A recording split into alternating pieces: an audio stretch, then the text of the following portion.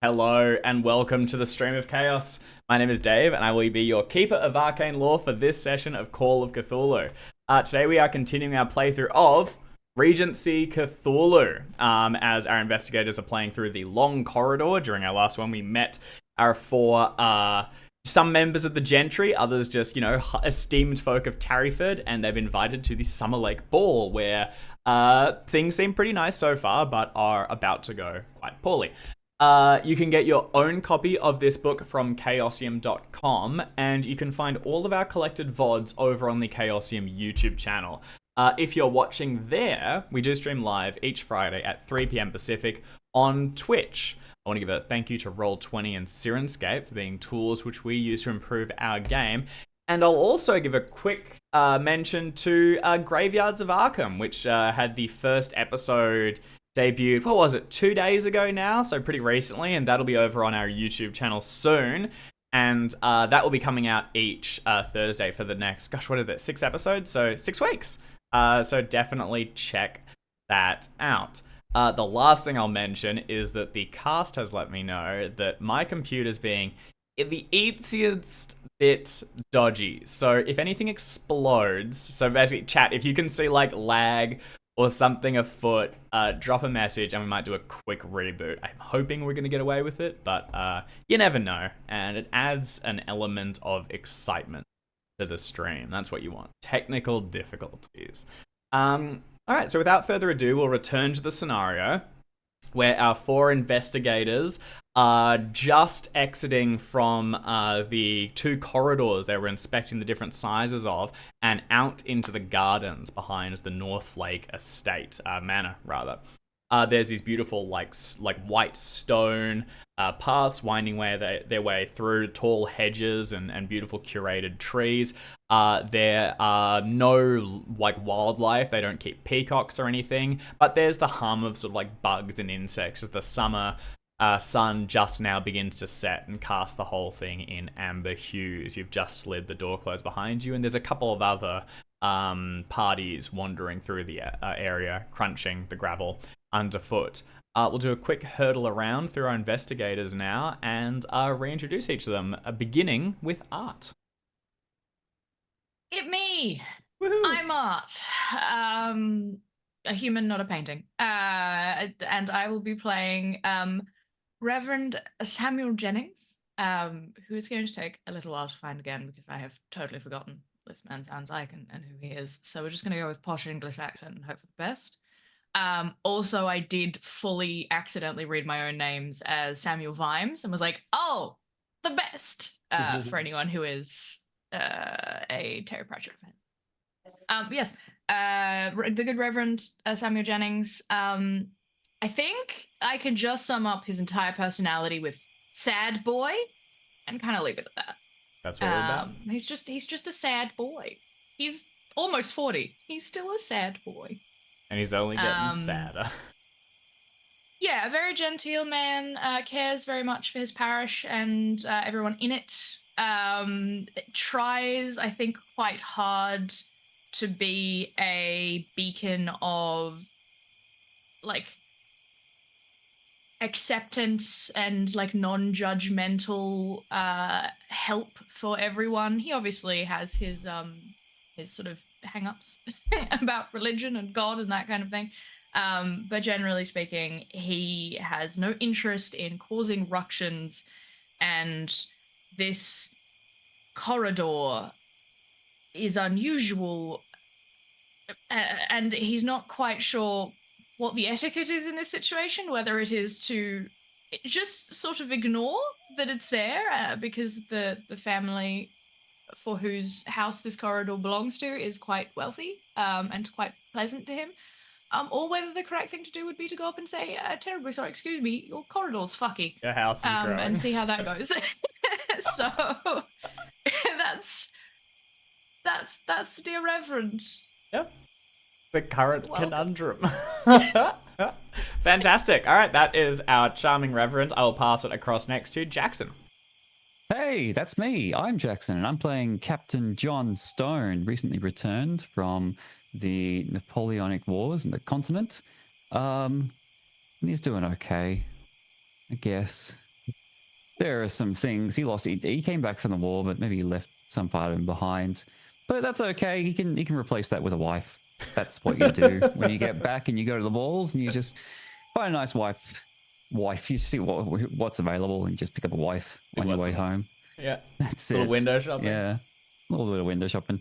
Yeah, fantastic. That's how it's done, I believe. That's all I know about, this time period. Is, wife shopping. It seems like that's the entire kind of market economy of this particular part of the world in this period of time, is just buying and selling a wife. Is it window shopping or widow shopping? Ooh, Oh dear, well done. Well, good. in his case, as a soldier. Fantastic. Sorry, I'll see myself out. Speaking of buying a wife, I'll pass off to Jim.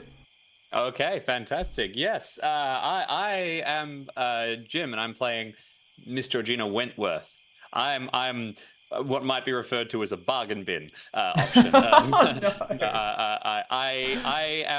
I'm 20, which means I've waited so long to get married. It's a disaster. So my parents are being forced to marry me off to some Dutch nobleman somewhere very, very far away. And while they're off sorting all of that, I'm playing the role of a sensible older sister to my much more eligible younger sister. I am somebody who likes reading and studying and nerdy things and all that sort of stuff, which is not very celebrated in the Regency era. So I'm just going to get through it as I can. In terms of this corridor, the polite thing is to pretend, oh, it's all so funny, and I'm not really interested, but I'm very, very interested in it. And intent to get to the bottom of it, wherever that will take you. Sure. And finally, I'll pass across to Alex. Hello, I'm Alex, and I am playing Miss Emma Wentworth, who is finally being allowed to debut at the ball because her older sister is kind of a bit of a write-off and has now been written off to be married to somebody else. You really gotta do that? Chad. I'm really interested in this corridor. Your cat would like us to know that you're already taken, actually. Marriage proposals will need to be approved by the cat. Corridor, because I quite like my drawing and my sketching and my art, and I'm just finding it very visually fascinating. Also, an old childhood friend kind of wrote me into this, and now that I'm in it, yeah, I want to make sure she's doing okay. She seems a little off. Yeah. 100%. Yeah, gotta keep tabs. So, the childhood friend you're speaking of is Miss Elizabeth Northlake. It's not her event, but she's only recently been introduced to society, so it's kind of her event, Technically, this is something that they hold every year. They have for yonks, but because she's only been recently introduced, this is, very much like people seeing if they might be suitable for a match for her, kind of introducing her to the folks and beginning to see her more as an adult rather than a child, which she was so recently. She brought this to your attention, this strange corridor, swearing that it was shorter only yesterday. And after a cursory glance, the four of you have been able to replicate these strange measurements. You've kind of paced it out, and yeah, visually it does look a little longer. And when she runs the measuring tape along the servants' corridor and the long corridor does seem to have lengthened by 3 feet or so. Now, since then, her great aunt, Mrs. Coombs, has called her to stop racing between passages and come and meet some of your guests, Elizabeth. And she's returned back to join them. And the four of you have slipped out through the... grandmother is the chat. It's just her mother's mother. Yeah, sorry, that was me running it out. The four of you have slipped out the other side into the garden, and linking arms, the men and women, you've begun to take slow steps around it, speaking to one another under your breath. Now, there are a couple of other parties around. They're no names, for lack of a better word. They're sort of minor gentry, people that might be suitable to sort of introduce you to someone else, but they're not of any real significance, and you can easily skirt around them and have a private conversation. Now, it's worth noting that men and women just going and having a private turn around the garden would be quite interesting, but you're traveling in a party. You've also got the Reverend, and Georgiana, you are technically here as what was the word for it? Like escort. I forgot. Chaperone? Chaperone. Thank you for Miss Emma. So everyone here's keeping their hands where we can see them and behaving themselves is what's important. I think also, I mean, apart from the Reverend, who sort of as a member of the clergy, I think has a little bit of a different, perhaps, status, the person we're in company with, we're sisters, and the person we're in company with is the most eligible bachelor at the party. So let the rumors go. You know, we're visible at all times. This is great for our reputation. It's tremendous. All right, fantastic. So with that, I will pass it across to you. The sun is just setting and beginning to cast its light across the white pebbles. You can see a small fountain towards the rear where water is sort of delicately slapping down into it. And you can take a turn to the garden. Sun will set soon, and you'll probably want to return to the ball. Pass to the four of you. If I could start things off as we turn round and are sort of approaching the house again, maybe at one point during our walk, I'll look up towards the second floor. We have a lovely handy map on our Roll20 setup, and I might say, I wonder if the corridor is equally distorted on the second floor. It's a balcony overlooking the ballroom. If we could get up there, we could see if it's different as well. Well, I mean, the balcony would be open now, wouldn't it? I mean, with the dancing and the... I've never been to a ball here before. I don't know how this thing kind of goes. Observation for people, it is rather close to, I think, some of the private rooms, but if it's open, we could walk up and it might be interesting at the very least. We could put to rest, we could allay the fears of young Elizabeth. I say as an excuse to try and pass off how fascinated I am at finding what the truth is. I'm a little bit worried about her. This is her first ball also, and she shouldn't be distracted. Frankly, it's a service for us to calm her. It's a fine idea. If there is anything wrong with the building, it will be more visible on the second level, as any imperfections, any damage, any cracks, any creaking, any falling might be most visible up there. Yes, just Captain? we don't want the building to become crashing down on top of everyone. Captain Stone? Screaming, the rubble, Captain Stone? the dust. Yes. Are you quite well, sir? Thank you. Do you require a beverage, perchance? No, something thank to you. I should like my head to be clear. Oh, I mean, I'm sure that the staff could bring you water or something thank you. equivalent if you would like something to just freshen yourself. I should like to have a look at the top floor of the building. I'll pick him up a drink on the way. I'll whisper to you. That would be advisable, Miss Wentworth. If I may dare to say, with such a short acquaintanceship, you do seem to have quite a solid head on your shoulders. Well, it's very kind of you, Reverend. I may not accompany you to the balcony at this time. I did make a promise to Lady Lydia that I would be seen to attempt some level of frivolity at this event. But perhaps, if it's amenable to the good lord and lady, perhaps I should ask Miss Northlake for a turn around the room, a dance, assuming that's and see what else she might know. Sounds quite sensible. Well, shall we head inside then, and you can speak with the young Northlake and meet us upstairs once your business is resolved? Of course. Okay.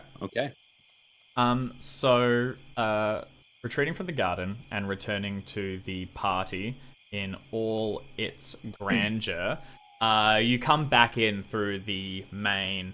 Actually, are you heading back in through the main entrance and back through a liver, or are you just sliding back through and along the corridor again? You can also enter on the other side of the hall, which leads near the library. Other side of the hall, I think. I think that makes Yeah, sense. We came out of that side, we'd do a turn in the garden, you know, with the understanding that we are almost at, like, people are watching, and because people are watching everybody. Okay. Doing like a turn of the garden, coming back in the other side. That makes sense. Perfect. I maintain I'm not too worried unless I don't have the etiquette that Georgina has, but I got pretty good skills in it as a character. Is it kind of good for our reputation at this point in terms of the two sisters to be seen in company? This feels like the cool priest and the soldier. Yeah. We're in a. I mean, at the very least, it's showing that you're engaging with people and speaking. Yeah, absolutely. None of what you've done is scandalous so far. The one that we kind of had a little hit of for a few of you at the end of last session was scampering around like children. What you're doing now is just socializing and being part of the event. Nothing.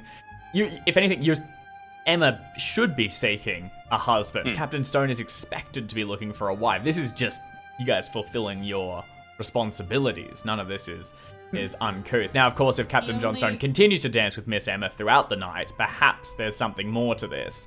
The intent would be they would go and speak to other people as well from here.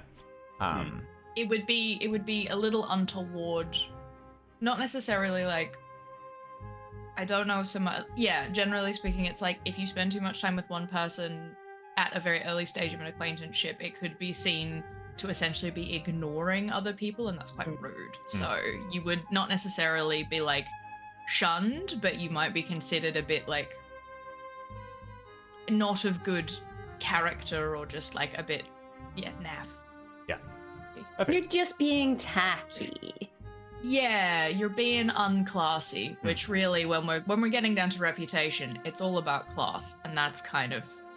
That's all it is. It's the whole game. Just class, baby. Yeah, that's all we got. So, returning back into the what would be Western Hall, this one seems miraculously to have maintained its architecture and seems to be sticking to the laws of physics and how stone clicks together. Towards your Natural right. philosophy. I don't think we have physics yet. No, sorry, the natural philosophy. God's The hand laws is of still God. here. Yeah, God still says stones stay together and they don't get longer when you're not looking. So that's consistent at least. Walking down the hall, there's people sort of winding around and having a good evening, and that slight sense of unease is already beginning to drift away. You've had you've had your constitutional as you marched around, and now returning out from the cool air, it's a little stuffier in here and a little warmer, but it's a pleasant glow, and the striking band in the distance is just fading down. There'll be a short break before another song resumes. Walking along, you can head towards the main stairs, and you can see there are some people making their way up and down that are enjoying the view from the balcony above. I will just say, as you go past the library, the doors there are flung open. You can see that Lord Northlake has like troves of books all scattered around, along with a number of like curiosities and things that he's collected throughout his years. Of the guests of note, inside you can see the two Haverings. Now, I don't believe any of you have had the pleasure of being introduced to them yet, but they are people of note in that Mr. Nathaniel Havering is a merchant by trade. He came up and made his, I was going to say millions, made his thousands, moving product from here and there, and effectively bought his way into the gentry. His wife, Miss Susanna Havering, was a noble of little inheritance, but she has a title. And through that, he's begun to sort of he's begun to make, well, actually, that probably is how a lot of people see it. He's kind of snuck in here a bit, and we're still not so sure about him. He's been doing pretty well, though, throughout the event. He's been doing everything correctly. And you can see him now towards the back of the room, peering across a spread of glass-fronted cabinets where some little like curiosities and valuables are, and he's speaking with his wife and a couple other people around there as he gestures along them and points out this and that. The ballroom holds the bulk of the guests, and then you also know some other people were across in the small parlor. There's no current sign of Miss Elizabeth. Go ahead, Reverend. Is there anyone in the small group of people that he is talking to that I have been introduced to? There is a I good... would know. Yes, you would have someone in there that's within your chantry. You feel free to invent a name, or they can just serve to give you an introduction if you wish. That's how a lot of this will run through here. Getting an invite to someone basically of like your status or lower is pretty free. If you're trying to be introduced to someone above or like high, you'll need to like make an etiquette roll to see if you can find someone that can make you that connection. I may change tack slightly then and wander into the library to join whatever this sort of presentation appears to be. Okay. Just to get an idea of, just out of curiosity, and also as much as I did say I wanted to go and interact with Miss Northlake, I don't actually want to dance more. It's awkward and I'm not good at it. So something else to pull me away definitely is. I would take that opportunity to be like, oh, good, there's something else I can busy myself with. In part also just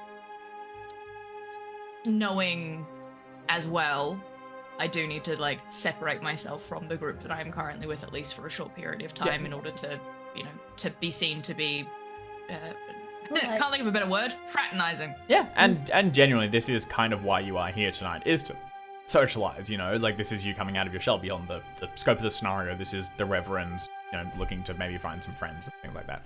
Okay.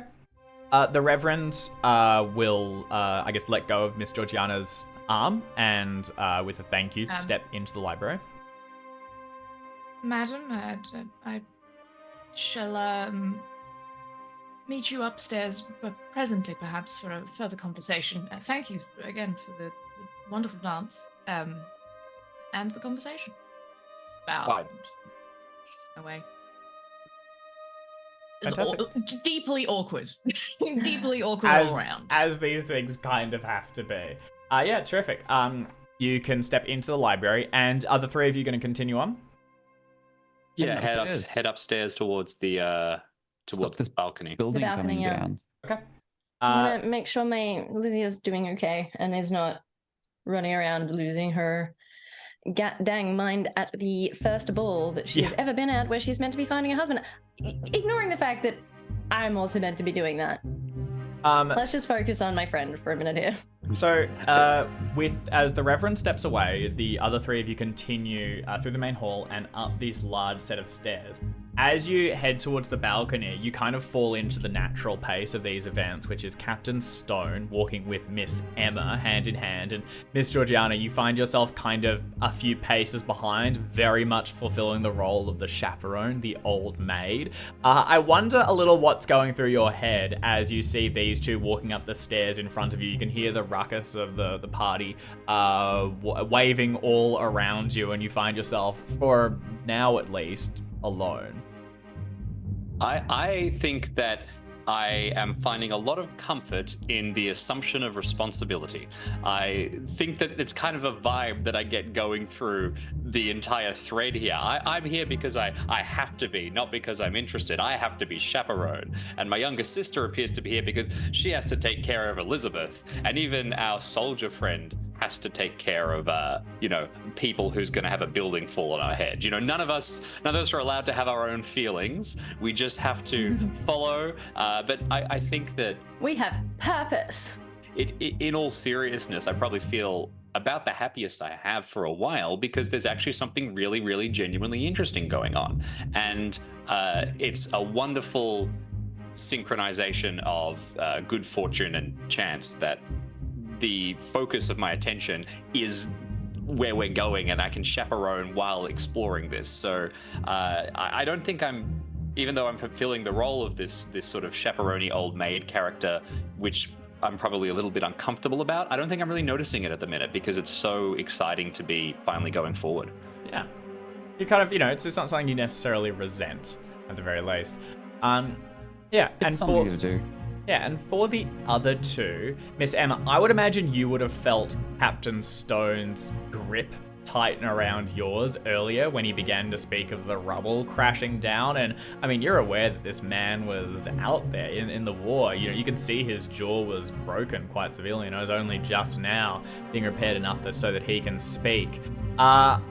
I wonder what thoughts the two of you have on each other's. You've returned into the party, and technically you could walk independently, but I think for now at least you're continuing to wind through the people arm in arm.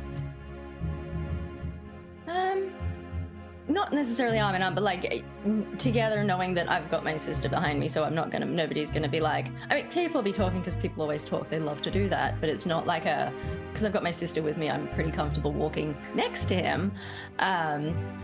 I mean, I'm just glad that if I'm going to be, I guess, doing my duty of meeting men this evening, it's at least somebody interesting.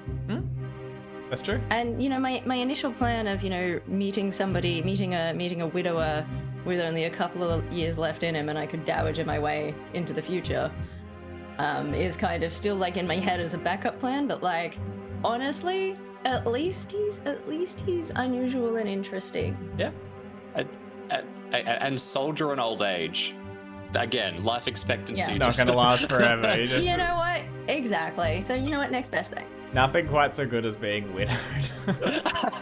Yeah. Nothing quite so good as being widowed. After the marriage. It's a good deal if you can get it. Captain Stone, do you have any impressions of the recent events? I thought you were going to say of Emma, but Well, in particular, that's fine. sorry, that is what I'm referring to. Yes, so Emma and the two Miss Wentworths. Well, I think he was invited here as a bit of a celebrity, which he didn't appreciate. But so far, Emma has been one of the few people who haven't, been ploying him with questions and, trying to get some of my apparent reputation rubbed off on her. So yeah, it all seems to be working out. She taught me how a dance card works, and she let me get away with what passed for asking for a dance. So And I saved you from your stalker. That's true. I do have a stalker now, who may cause me serious bodily injury. She's a bit handsy. So yeah, as long as Emma keeps that up, we're good. Fantastic. Okay, yeah. So everyone's, it's all pretty positive. No one's good. immediately. It's all good. I just noticed no one's asked anyone else to marry them yet. Is the thing I'm mostly getting at. It feels like the night is drawing on. You've known each other for minutes, pushing hours. Time for betrothal. Let's go. What you're asking us for? It's like we're on like The Bachelor, and you're asking us for the chats to camera. Actually, yeah, we'll keep cutting away. We'll bring one of you into a closet to interview one of. Actually. Yeah, into a long corridor. Oh. What a pitch. So how do you think your date went? I'm sorry, is this call getting longer? Are you... Yeah, that's actually hilarious. I've noticed things happening around the house, reality TV show as it slowly gets more and more insane. Yeah. The Bachelor Call of Cthulhu edition is actually kind of genius. I'm getting hell yeah. Waiting to be written. That rules. Someone get on that. All right, fantastic. So the three of you make your way up these beautiful marble stairs and onto the balcony that looks down into the ballroom. Just now, the band strikes up again, and the people begin to pair off and then move in couples and winding into larger dances and things like that. You can see a couple of familiar figures inside. Both Lady and Lord Northlake are present. They're dancing with one another and kind of keeping a sense of the whole area. They seem to be kind of engrossed in each other's company and very much having fun at the party. They're not like craning around and trying to look for anyone. You can also see of note is Miss Susan Potterton, Captain Stone's friend, who is very much beginning to become something of a sensation. She's pushing the limits of what would be considered chaste and an appropriate dance. She's really going for it and moving through, but she's also doing it she has skill to back it up. She's kind of swirling around through the center and very much becoming the focus of the current event. You can see a number of people lining up to try and secure a dance with her as the evening progresses. Now, up on the balcony, you can see down into the ballroom and back down to the main hall. Across to either side, there are some bedrooms and things you would be aware of, as well as the main bedroom, which would host Lord Northlake's study through it further, things like that. It's very clear where is appropriate to travel and where is inappropriate. There are a couple other guests up here, but no one's even daring to even walk towards some of the bedrooms. As the three of you come up here, I'll ask you each to make spot hidden rolls, please. I just want to see if you notice something.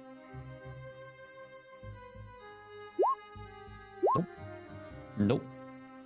I am not particularly spot hidden. No, at the moment at least. Going for it, I accidentally clicked the wrong sister. Here we go. Hey. Okay. Captain Stone and Miss Emma, you sort of step to the top and look down into the ballroom and take in the dancing for a moment before beginning to wind your way across towards the balconies and where you believe it is over the long corridor. And Miss Georgiana, you stop for a second to check the other guests that are up here, and you see two maids making their way across the corridor with carrying no drinks or anything, and they're walking it. If they're allowed to walk between a 1 to 3 out of 10, they're at a 4. They're just a little faster than you would think is appropriate. It kind of implies a little bit of stressing. And they slide across the other side and into one of the 2 bedrooms on the left. That's these ones over here. And I'll just come across to our Roll20 screen so that the viewers can see it as well. That's this one just here. They slide inside. Coming out of the bedroom? No, 2 of the maids scurry across and go maids, into the bedroom. Yeah, no guests that you can see. Oh. Just plugging a couple of connections together, because we've established that Emma and I spent time growing up here. I was in a conversation last session with Miss Emily Northlake, the one sharp now. No. Yes, Lady Emma Northlake. Yes, the grandmother. Yeah. We thought you were, Is this her room? Because I'm thinking that perhaps she's been removed and is having an incident, and that's why they're. Good thought. It does look. These are not guest rooms, not all of them at least. So there is a chance of that. On just a success, you cannot see who is within. You can see that, and also a lot of these are they're decorated very similarly. Understood. You can't immediately spot. Gotcha. That said, you haven't spotted her recently. Okay. Which bedroom was this? Sorry, Dave. Bedroom 2. This one. See that? Mm-hmm. Brilliant. Well, unfortunately, our business takes us to the other side. So I'll share a glance with the captain and remark what I spotted to my sister, and then I guess we stroll across to the balcony. And as we're going, I might mutter, technically the floor below is divided into 2. So there's 2 corridors adjacent to each other, one which we saw was longer than the other. This balcony only has one area that connects above both of them. So I'm not sure what exactly we should expect to see. I'd like to start on the external walls and move toward the inner walls, looking at the joints and the corners. I'm going to pretend I know more than... pretend Captain Stone knows more about architecture than Jackson does. Yeah, I think previously But you I'm going to justified try to have it. a look-see. I think you previously justified it with some artillery. That's right. Yeah. I know how to make a building come down, so I know what it Exactly. should look like just before it comes down.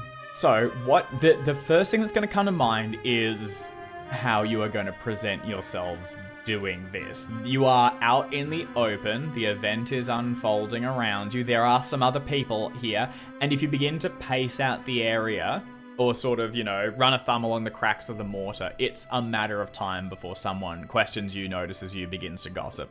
Similar. This is a slightly strange... This is a strange thing to be doing, unless you have an excuse or some kind of ruse.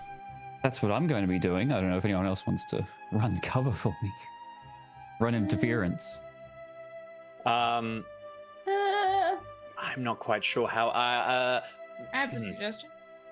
I'm not there though. You're not there. There might have been something that you could have whispered to us as a note in the garden, maybe. I will take any ideas, I think. If player to player, because I'm not there as a character. I'm willing to assume the Reverend's got the most, social experience amongst us. It's possible, just as because the 2 of you spent time growing up here, you could try and make it look like hey, we're telling you about some of the very interesting and notable features of the house. If We'll all be y'all are describing familiar architecture. with your lovely Pride and Prejudice, where the good Mr. Collins is the glazing alone costs £400, that kind of pointing out all of the things about the house that would be considered fashionable, notable, worthy of attention, that would be something that, while it would still be potentially a little gauche if someone was like, if you were leaning into like, look how fancy this is, you could get away with, like, the Northlakes have done such a wonderful job of the buttresses, don't you think? Like, you know, that kind of the Baroque style that they've held for, you know. Sorry, now I'm just pulling from Beauty and the Beast, but the sort of, you know, look at the carvings, the decorated ceiling, that, so you could make it potentially look like that. And it would like be less gouache because it's not our house. Yeah, exactly. Like we're not being self-congratulatory. We're You don't present it as your own. Somebody else. Yeah. A bit as Mr. Havering is doing downstairs with artifacts that are not his own. He's speaking about them with his wife and to some others, and, you know, using it. Also, there's a level of, like, everyone in this party is projecting a bit and pretending they know more than they do. So walking along and explaining how masonry works is very much part of the game. Okay. So it probably wouldn't be. I don't know if it would be like just for the ladies specifically. If they were to start explaining how masonry worked, that could potentially like be the like, oh, you're too like, clever. But definitely being like, yeah, for sure. Since when has Georgie ever worried about seeming too clever? Why do we think she is single? Well, has been single up until the Dutchman. Very recently. Who she has yet to meet. Okay. I have not, but I have named him for the reference of chat. I looked up common names. His name is Geetgen von Wolfswinkel Dijkstra. So, my beau. Sounds like a hell of a Easy for you to say. All right, so as I'm definitely going to be calling my brother-in-law Dinky. Dinky do. As the dancing continues underneath, Miss Georgiana and Emma begin to walk Captain Stone along the wall, pointing out small paintings and things, and beginning to kind of just fluff any context they can think of to allow the captain, who is very focusedly looking at the floor, to begin to like pace one foot after the other, the corridor beneath, and see if you can find any sense of it having grown. We're going to park you all there for just a moment and check back I'd rather be looking for Elizabeth at this point as well. I would probably let my sister do the talking, and I would be keeping an eye out for Elizabeth. And I am genuinely interested to see if she's doing okay. Okay, well, with that in mind, then you can leave. So then you can step away from the other two. I'm not like leaving. I'm like with them because I can't kind of stroll about on my own. You're on the balcony area. Yeah. I'm less interested in the structure and more interested in looking for Elizabeth. Okay, yeah, noted. In that case, so as those two do their walk along, you can begin to circle around and cast an eye for where the young Miss Elizabeth Northlake might have gotten to. We'll leave the three of you there for a moment and check back in on Reverend Jennings. Now, Reverend, you stepped into the library and easily found yourself in a small circle of conversation, led by Mr. Nathaniel Havering, with his wife nearby, who seems to be hanging on each word. Mr. Havering is an older gentleman, particularly for having only just moved into the gentry, and while he's dressed fashionably and quite well, there's something almost undetectable. He doesn't have the confidence or the experience, I suppose, that the other people that come from wealth carry. You saw the young Mr. George Potterton briefly, who wished to be introduced to Miss Emma but has not yet, who was moving through to dance. And there's just a level of like, was raised around these, has all of these strange intricacies and social nuances just like baked into them from a young age, that Mr. Havering has had to quickly develop in his later years. So while he is a very interesting, speaker and carries a story well, you can still see the others kind of measuring the man and still trying to decide if they think he's appropriate to be in their company. What he's talking about at the moment is a locked glass box behind him, in which you can see are a number of small jewels of various cuts and different stones. And in front of several of them are small handwritten note cards that would identify their history or where they come from. Currently, Mr. Havering is saying it's a sign of where they came from, the Northlakes. They made their money some time ago in the gem trade, would you believe it? And it's something of a similarity, I think, that me and Lord Northlake share. I've actually remarked with him time and time again on our shared history, that is to say, although while his is old news, mine is something more recent, and I'm currently finding myself walking the path that his ancestors walked not so long ago. People nod a little bit, and some think that maybe that's a little too on the nose to compare yourself to Lord Northlake, sir, but it's an interesting enough thought.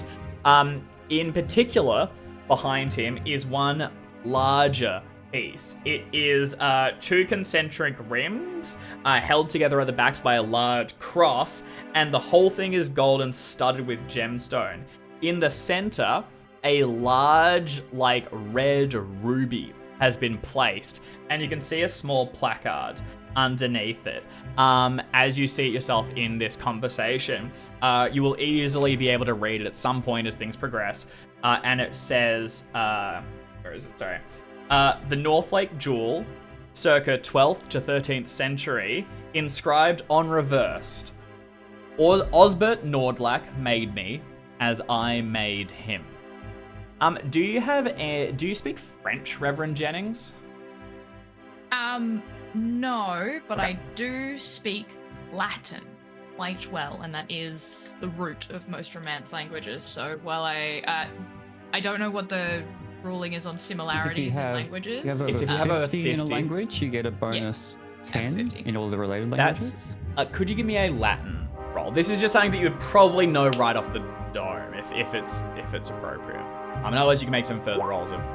Okay, there's something pretty basic. Nordlack is the what Northlake turned into. It's just the French origin of the name. So Osbert Nordlack is an ancestor of our friend Sir James Northlake.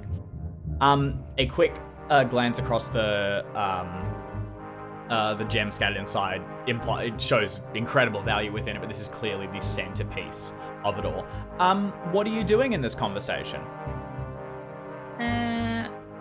You've kind of just stepped up to it and joined the circle more than, really swung your weight about at the moment. I think at the moment, I'm just writing down the little inscription, so I have Well, that. It was made, yeah. Northlake, the Northlake made me as I made him. Osbert Nordlack made me as I made him. The only other thing I'll mention to you then, as you're in here and just taking the area, is you will see the Dowager Lady Emma Northlake seated in the corner in a large, comfortable chair, and she is looking out the window, peering through curtains and across a section of the garden. Seems to be lost in her own. I think for the time being, I'm just going to observe what's happening here. I probably, if most of what Mr. Havering is saying is comparing himself to Lord Northlake, I don't know that I will try to enter the conversation directly. Just it's irrelevant. Yeah. But I am interested, catching the information about the jewels just as a curiosity. And I think I would be sort of half eyeing the Dowager Lady Emma, just because we had that interaction a little earlier, and I'm sort of just curious how she's faring. Yep. Without actually going up and speaking to her and making a fuss of it. She seems well. She's got a faint smile on her lips, and that said, does look kind of lost in her own thoughts. She's not reacting to music in the area, but she seems to just be happily reminiscing or something similar. Her hands are folded on her lap, and seated underneath them is a old and heavy Bible.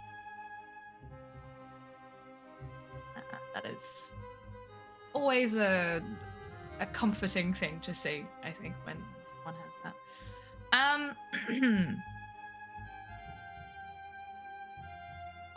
curious if there are any other books, because this is in the library area, right? Mm-hmm. If there are any books in here that record more of the family history, if they have sort of the jewels and such on display. I also would potentially, off my dome, have some records back at the church of lineage and that kind of thing, depending on how long the family's been in the area. So whether or not that's something that I can pull upon to find just a little bit more about the family. Yeah. Because this piques my curiosity, but I couldn't tell you why.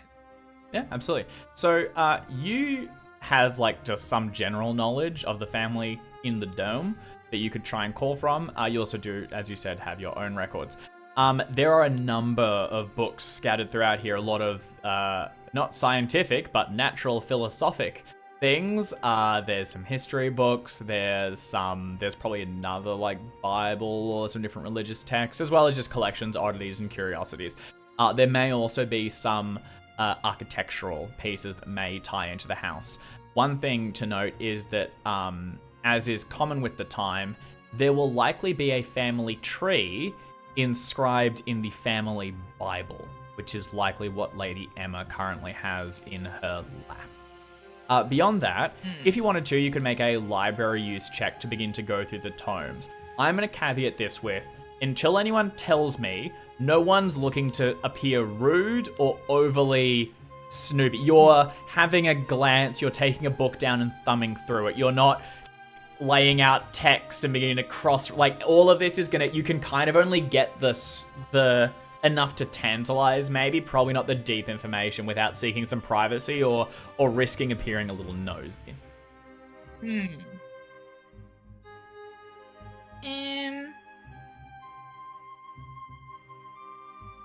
Yeah, I'll do a libraries. I'm not the best at libraries, which is odd. If you want to move points around, we're still only finding the characters if you think they might be better spent from here to there. We get luck rolls at the start of this session? Nope. Oh. You get at the end of the scenario. No. That's odd. Oh, it's a pulp. Is it pulp at the start of every session? I believe so, yeah. Never remember. Yeah. Oh, well done. Okay, well, or just click a 4. What do you need luck for? Okay. Yeah, dude.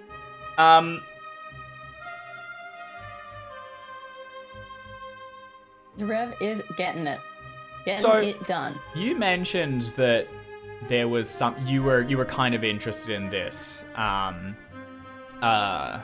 interested in the, like, as the Reverend, I am interested in the families that are under, like, in my parish.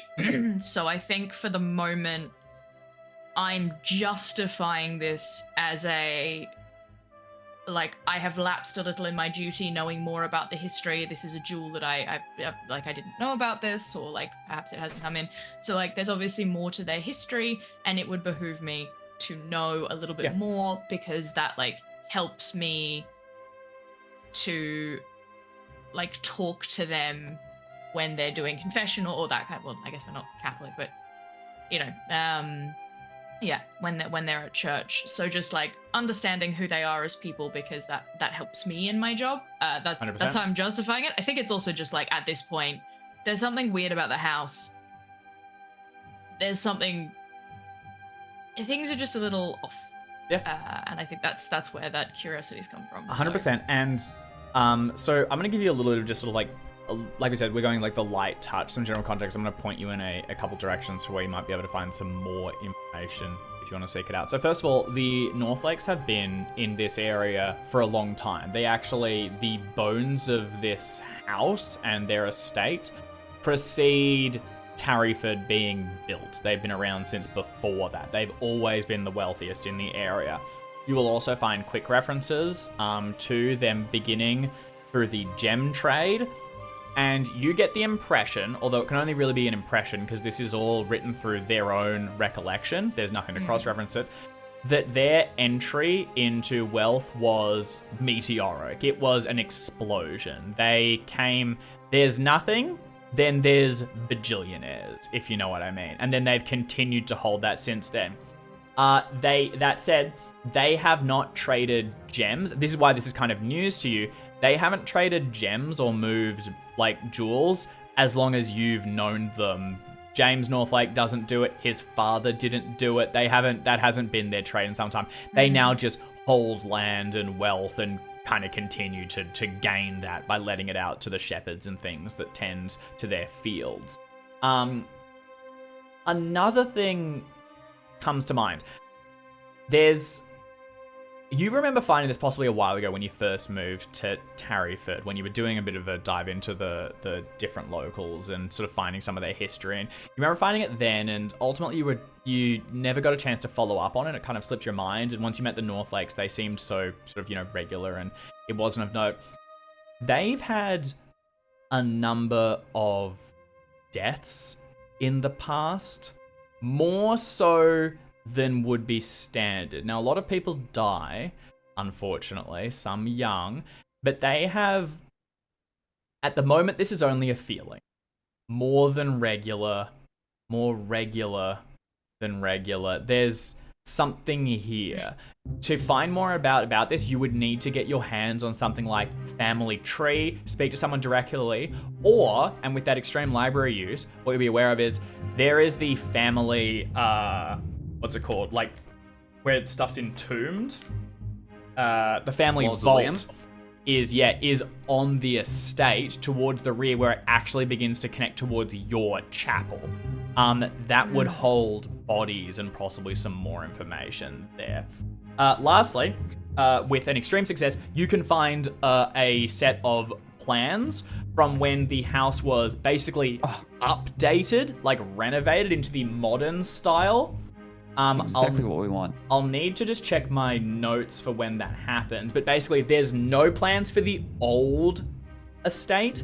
There are for the modern one, and what changed, and what you can pick up from it is that the section where that corridor runs through existed in the previous estate and was folded into the renovation. A lot of it's been rebuilt, knocked down, built up again. That is the same. It's been repainted and made new, but that is part of the original estate, which would have existed since Tarryford was founded. And in terms of like the family being here before Tarryford was founded, Yes. is it sort of that Tarryford somewhat came to be because of the trading that they were doing? Was it sort of that, like, how does that work? Not if that's something that- concretely. They didn't directly bring it here, but wealth flooded to them, moved in the economy, gestures vaguely. The economy. Yeah, The economy. They're like super wealthy people, and this sprung up. There were other things that happened around here. There's other gentry and land and stuff, and they definitely moved wealth into the area, but they didn't single-handedly cause it to triumph. Tarryford was a tax haven, lots of big noble moved here. They don't pay Yeah, inheritance. I will say, like, they while they're very, what was I gonna say? Sorry, I started this sentence confidently and completely lost it two words in. I think something, that vibe. Yeah, they're important. They're rich. They're not the only people in the area. Yeah. So they're not necessarily considered like the founding family of the area. They That are was it. They were around from from the beginning, but it's not like, oh, this town was founded by these people. It's not quite that. Yes, that's it. Okay. And the other thing I was thinking is, all of this is kind of written through their own pen. So there's definitely possibly a bit of self-aggrandizing. They imply they were very important in the founding, but just in the way that, of course you would, And it's also written, it's no longer like, I'm the best, I made this town. It's my grandfather was this amazing person, and the wealth he brought to Tarryford really helped to lift it up. So it's all written through that lens, in which it's kind of less crass to up yourselves. And also plausibly deniable. Yeah. If you're just saying, this is what my grandfather said. And they go, oh, well, you can't prove that that's right. Yeah, that's it.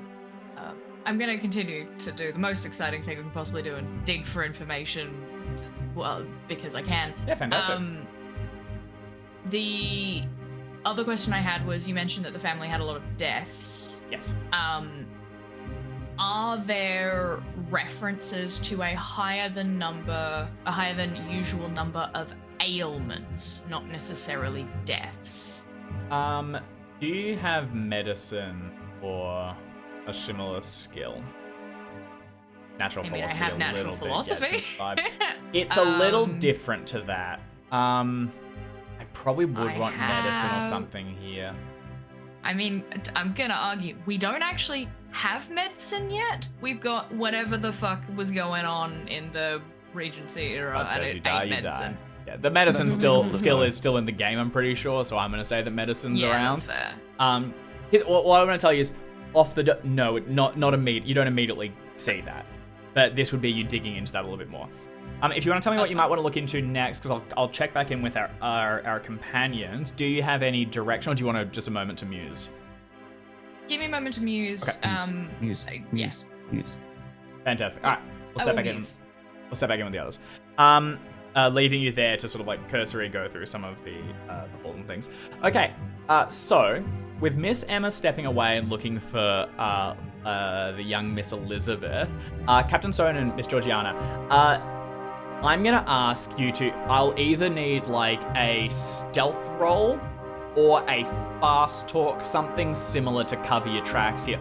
Only one of you is going to need to roll, and the other can provide a bonus dice. You're not doing anything too out of the ordinary. I just want to see if you can, it's another reputation risk, basically, as people go like, what are they doing? They're behaving awfully strangely. I'm rubbish at fast talk. Is my issue here. So I was going to maybe say, could I possibly make an assistance check, and my pitch was going to be history to give someone making the fast talk a bonus die, so I can actually give some real information about what we're trying to cover it. But I'm happy to make the fast talk if no one else wants to. The other one is, do you want to make a history roll to get a bit of a sense for the house and stuff? You could do a history roll as well, just on the air. That won't be covering. That will just be for information if you want to do that. But that's very happy to do that in addition. But in terms of I'm not a very good deceivy person. Okay. My only line was going to be, if we're upstairs in the balcony, maybe we can be looking down. Maybe we could try and cover out steps by saying we're dancing or something like that. We're looking at the dancers, even mimicking them. But I'm not sure exactly how that will work. Probably still need a fast or a similar roll. It's the same kind of vibe. It's part like pretending you're doing something that. Yeah.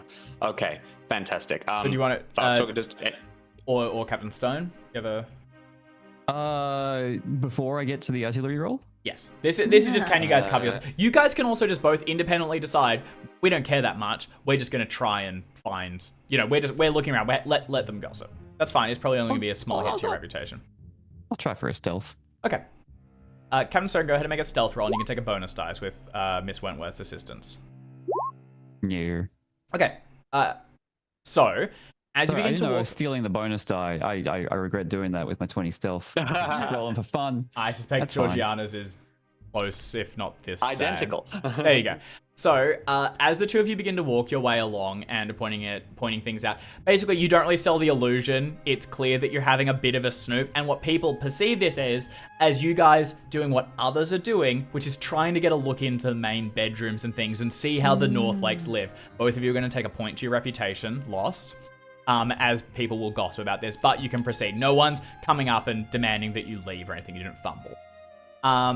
Now, what would you like to do, Captain Stone? So first of all, pacing it out and visually, it looks to be the same size, but you can try and find some extra information if you want to give me another artillery roll or similar. Miss Georgiana, if you want to try for history. Searching for like cracks and warping and like something that indicates the building is not as structurally as sound as it should be. We counted steps in both corridors, You did. and I know theoretically they're above. Could I just go along, like do one walk along the balcony, count my steps, nod, turn around, do a walk along the other side, count my steps, see if they match? One thing to note is that the small parlor is underneath this area as well. You don't know the exact point where it starts, but you can begin to more or less, if you could count your steps from the wall to wall, then go downstairs and find an excuse to walk along the area below and replicate, but at the moment you don't have the exact 1-to-1. Sure. Okay. That's it. Sorry, that's fine. you could go on the left side above the ballroom, walk all of them, then go on the right side towards the bedrooms and walk up, and just go like, if it's warped, I'll detect it at least, but you won't know if it's the same as below. Okay. No, that's what I got. I'm just literally like, is one side longer than the other as I walk over the top? Because even if the parlor is stuck on like 2 lines in a square, if one of the lines is longer, I'll still get a yeah. I like the idea of the two of you both, like, you can do it at the same time. One of you walks along the ballroom side, the other along the bedroom side, and having the most stilted conversation as you try and place your legs in front of one another and also try to, like, make inane gossip. Is this really awkward? And then you realize you haven't said anything for 15 seconds, and then be like, oh, Captain Stone keeps trying to, like, get behind pot plants. Yep, so the two of you can begin to do that. And what rolls did you want to make? That one you can just do. I'll let you know towards the end how that's. I'll make a history check just because if it's not taxing enough that I need to roll to do the counting, I ponder on history as I go. Okay. Captain Stone, what would you like to do? Oof, close. I won like that. Do you even need to ask? Artillery. Go for it. Oh my god. Hard success. Would you like a single point for an extreme? I don't know that there's much more I can give you for the extreme, so I don't think you need to spend it. I think I'll give you. I'll tell you what. I'll tell you the information if you've got another question or something that you think might be gated. You can make a play for it, but I don't think you need. So Captain Stone, what you can see is there is no sign of structural damage. It seems to be in immaculate condition, where this thing is shifted. Everything is completely stable. Your footsteps do not creak as you walk along this balcony, even though you can hear it above it. As you get towards the windows on the other side, you can see where the glass is fitted into the sort of wooden outsidey bit, and none of that has snapped or shattered. It doesn't even look as though it would. There's some very beautiful and delicate filigree that if the house shifted even minutely would begin to send like hairline cracks through it. No sign of that.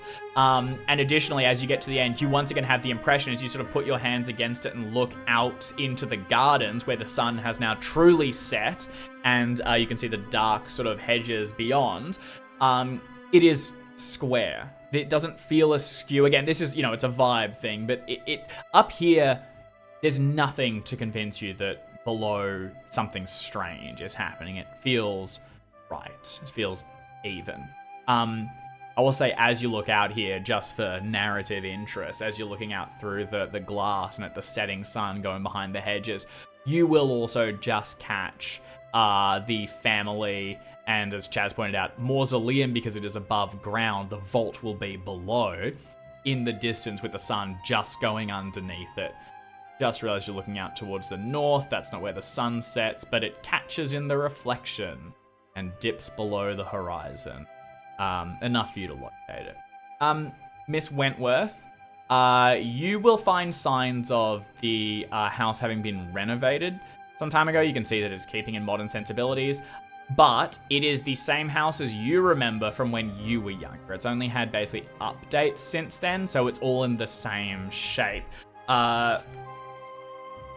Think that's the most you possibly get some of the information that Reverend Jennings has gotten as well about the underneath being a little bit older. You might actually not, because you were down there and you now come upstairs. You can see that while below in the corridor they've painted over the old like walls, up here they've been wholly redone. So they've been not just a paint job, it's been completely rebuilt. So the origin is definitely this section below. No sign of the lengthening corridor. Nothing can be perceived from above, basically. Is there anything else that the two of you wanted to ask? Cthulhu? One weird question, very quickly, right? Northlake Lake. We know that the name is originally no, we don't actually know that. Never mind. It's all good. You both, you succeeded your history roll. You could know that. You're family friends. You have an interest in, do you speak French? I do not speak French. Miss Wentworth. Emma, do you? Like one of you has French. I feel like I remember seeing it on the maybe. character sheets. Possibly. I'm just double checking. No, just English. Oh, I do speak French. I'm so sorry. I pretend I don't in front of the captain because he'll attack me if I say Yeah, anything. you might. Well, in that case, then, Georgia, that's just enough that you would have had the interest when you were younger, maybe. And oh yeah, we spoke about how Lady Emma introduced you to some of your interests. Like maybe she would have told you when you were younger, like that was the origin was. So you can have that tie if it's interesting. If then I pass the history check, weird side question. If it came from French, were they originally around like a French lake or something? Like I'm just trying to like actually get the link to Northlake. Like what's the story of that? You are not sure. That one you would need to look into closer For sure. records. Not off the dome. They really do seem to have kind of reinvented themselves after they came here and found wealth. Understood. Yeah. Yep. Gotcha. Okay. Miss Emma, as you cast your eyes across the ballroom below, there is no sign of Miss Elizabeth. Lord and Lady Northlake are still dancing, but there's no signs of your young friend. Last you saw her, she disappeared back into the small parlor after her grandmother, Mrs. Coombs, called for her. Right. Well, hopefully she's still there, and hopefully there are some gentlemen there as well, and she is not being distracted, and all of this goes very, very well for her, because by focusing on things going well for her, I don't have to think about my own issues. You could head down to the small parlor to see if you can lay eyes on her. You could try a hard listen roll to see if you can pick out, her laughter echoing through the house, but with the band striking up, it'd be very difficult. Yeah. Although, I suppose, like, the balcony is right above it, but that's not really. Yeah, it's all enclosed. The small parlor's all enclosed. Well, Is there anything else that I see downstairs in the ballroom, or anything that, if I go right to the end of the hallway, and I'm just kind of looking and observing the people, I am less curious about the weird corridor stuff now, and I'm just kind of looking at everybody and taking it all in, and an opportunity perhaps to see something weird. Yeah, 100%. Because I'm looking out and around. Okay, and including like out the windows at the end of the corridor that we're all in. Yeah, you're just having a wander. Looking down, you can see Miss Susan Potterton, very much the center of attention. You can also see her brother, Mr. George Potterton, who is dancing with another of the young eligible women at this event. They are probably the most to-do people in the area. Their sister is also nearby, dancing but less enthusiastic about the whole thing. The two Northlakes are dancing closely and in close conversation. They appear fairly comfortable, at ease. They're not looking for their daughter or anything. And you can also see one of the Asher girls down there dancing. It seems to be where the sort of the focus of things are. As you walk along the balcony and look out the window through the gardens, you can see that with the sun set, everyone has returned inside, and there were no figures on walking the grounds. No one has left the event yet, and if anything, it's probably getting a little bit more crowded as everyone comes inside. And there's also no signs of things drawing to a close. There's not a set end time for these events, but now would be when people probably begin to disembark. Some people might be staying here for the evening, but you probably expect to begin to see people leave soon. But they're not. They're not nobody's yet. Like making They're a not move. yet, but this isn't Okay. crazy. You'd probably carriages might begin to wind up soon, and people begin to disappear. Do you want to go ahead and give me? It's a good one. Yeah, it's doing really well. Yeah, good time. Yeah. People seem to be having a good time. Food is flowing back and forth, and the people seem to be at ease and socializing amongst their peers. Do you want to go ahead and give me a spot hidden roll just to see if you notice anything out of the ordinary I as you might begin to actually. peer around? May I? Because I would have seen those two, the two women go into the bedroom. Yeah. Yes. Well, or Georgiana pointed it out at least, and now you know which one they went into. Yes. Could I slowly walk past and do a listen roll? I'm worse at listen. I'm giving myself a worse roll to do. Yeah. But could I kind of very slowly walk very close to the door? Absolutely. Go ahead and give me a listen roll, and this is very much going to scale, in which hard is probably where you start getting some real concrete information. Unfortunately, just with the loudness of the party and everything. I'm just gonna also check my luck, because when I say I don't have much in it, I mean I don't have much in it. Yeah. Oh, Do you know what? Go on. Yeah. Okay. A hard is. Right. Yeah, look, I'm close enough. Yeah. All right. Give me a hard. It's. Are you doing a hard? Yeah. It's 15 because points? that's when Okay. it starts to get interesting. Let's Okay. do it. All right.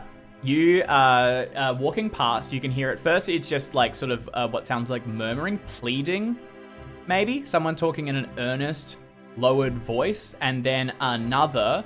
And then as you pause and lap around and come back and pause outside, you can hear them going, "Please come on, out you come, here, puss, puss, puss, come on, out you come, puss, puss, puss, puss, please come on, come here, come on. What's his problem? He's never act like this." Stressed. It's just the party. Fetch him. I'll go and find some food. We'll get him out soon. And then the door opens. One of the maids comes out, sees you there, and goes, bows to you, moves past and heads in the other direction for the stairs down to the kitchen.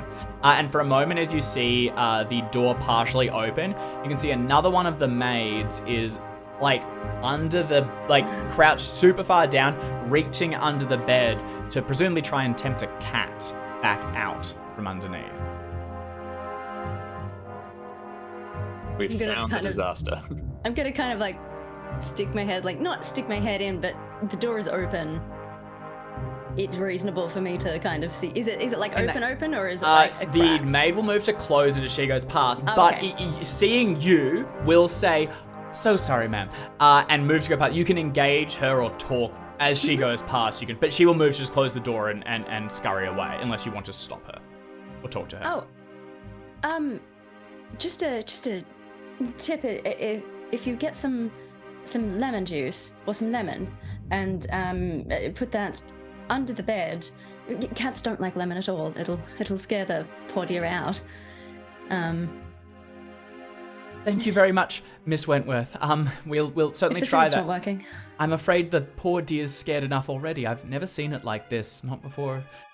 A storm, thunder, nothing. Seems to be something's really gotten it on the edge, but I'll take that in mind and we'll try it. Thank you very much. Have a lovely evening. Alex, is that true? Because if it is, I will take it. Mm-hmm. Cats don't like citrus. That's some advice I need. They don't like the smell of citrus. You put little little Fantastic. lemon juice on things that you want the cat to stay away from. Not a fan. I mean, some cats are a little more strong-willed than others. I have tried this, and one of the cats I used to have did not enjoy Results may that, vary. Cats. but took it out on me and would sit on the lemon out of spite. So it really depends on the Outstanding. personality of the cat. But generally speaking, yeah, that'll work. Cats gain power from having No. scurvy, so they Yeah. fear cures. Cats are pirates. All right. With that, you can step away and rejoin the others if you please. And Reverend, you can make yourself known as well. Moving as you walk under the hall, they can spot you or whatever the four of you want to do. If you want to reconvene or if you want to continue your own isolated investigations. Reconvene? Reconvene. Why not? Yes. I have a group activity though as a plan. I think First of all, I'll ask, where are you reconvening? Because basically anywhere you go inside here has the four of you circle it up in a conversation. People are kind of going to invite themselves into a bit like you did with the Havishams. You know, people be like, the Haverings. They're like, what are you guys talking about? And they'll circle up. And if you're talking conspiratorially, maybe even more interesting. So where are the four of you meeting? I have a thought quickly, actually. Maybe before we meet with the Reverend, if the three of us reconvene briefly, Yep. I might just say we need to figure out how contained it is to the corridor.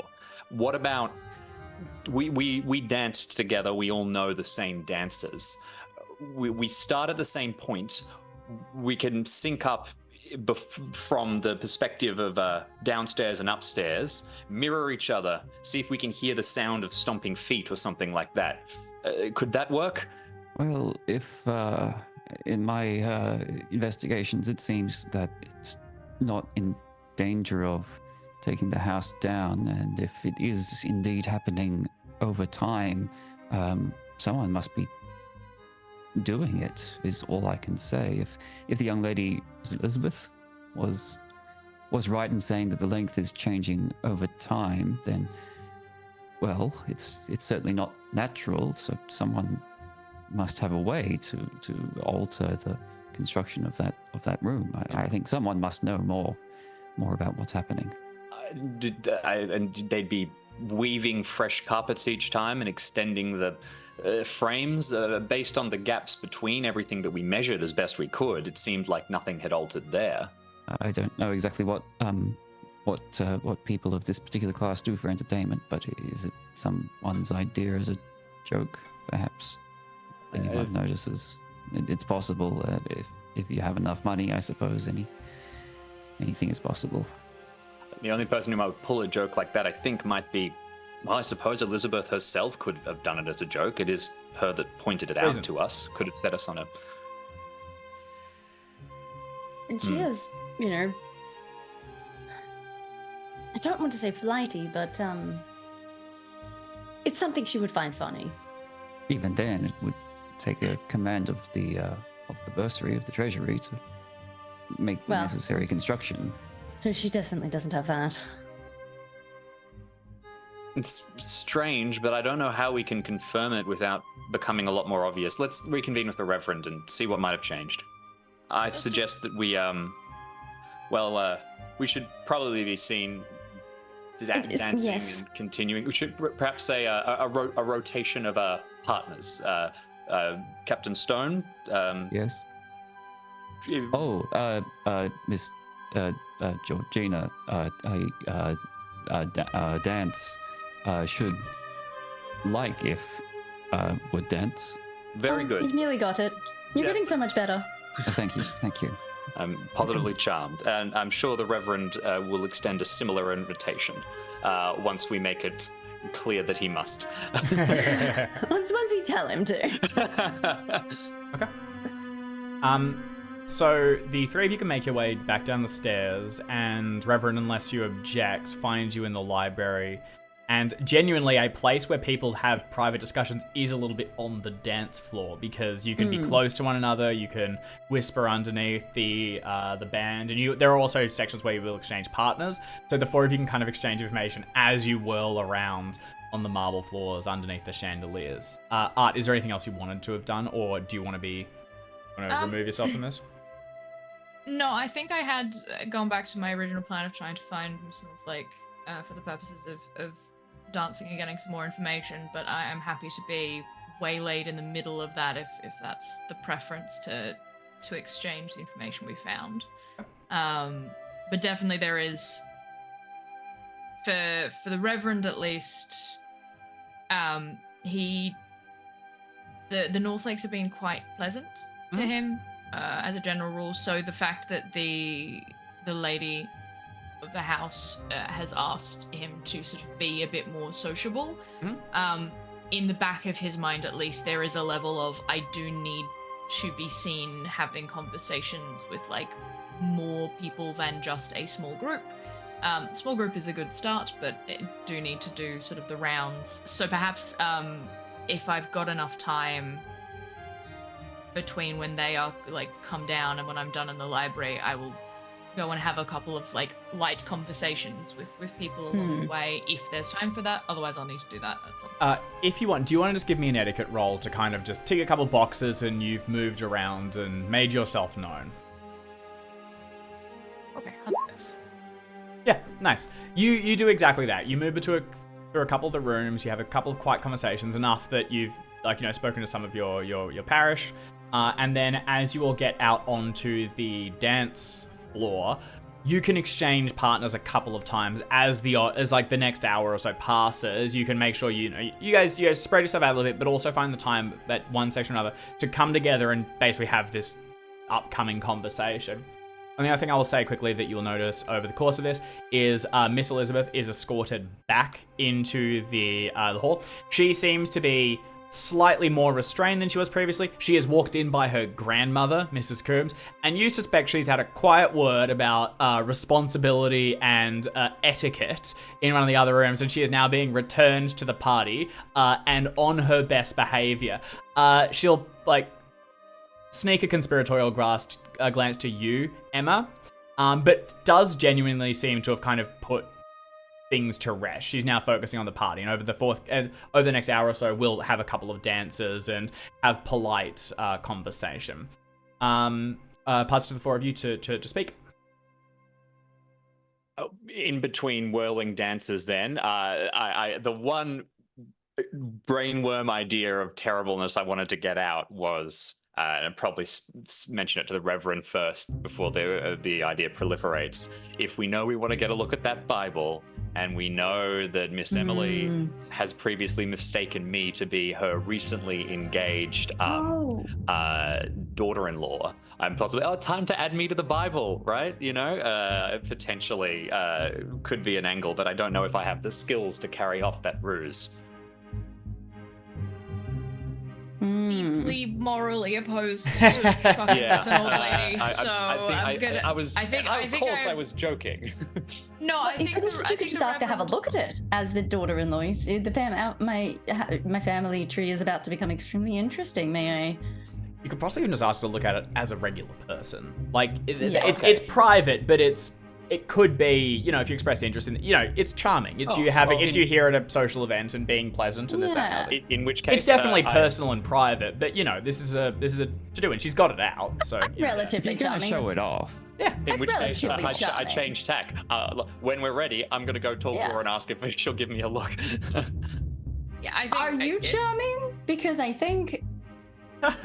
I'm persuasive. I was actually going to angle for, but I guess charm was the adjective. Sorry, the charming is an adjective. Charm is the verb.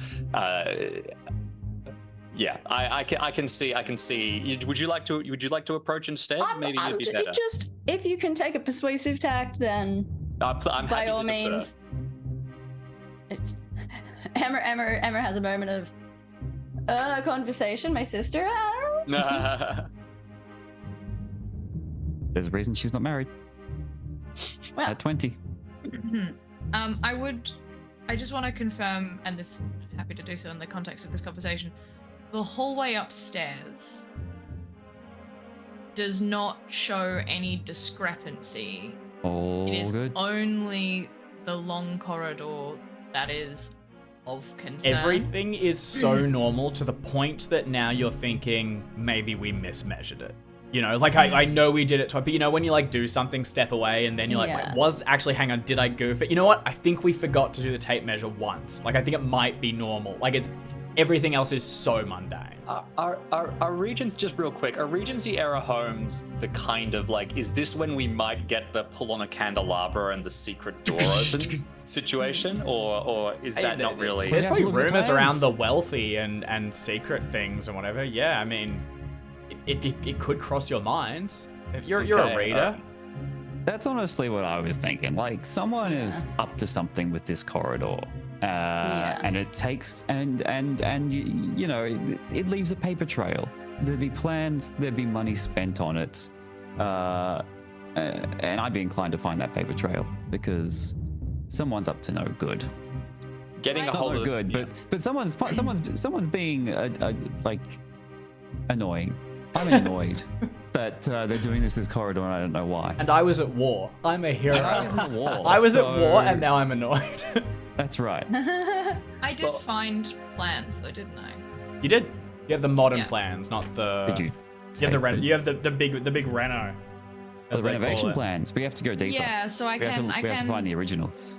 If that's on an extreme, you don't believe the originals are in that line. You're pretty sure you would have found them. Here's a couple of things. You might, Lord Northlake will have a private study. There might be things. These are also all things on display. So if there's like secrets, they might not be there. He might have a private study or something like that, but you couldn't find them in that section. I will. The other one's I'll exchange information that I was able, like, if you're starting to talk about, well, you know, what someone must have spent money on it. To say that, like, there was money spent on renovations, but it appears that the long corridor itself was not touched. It is part of the original Northlake estate. According to the plans in the library.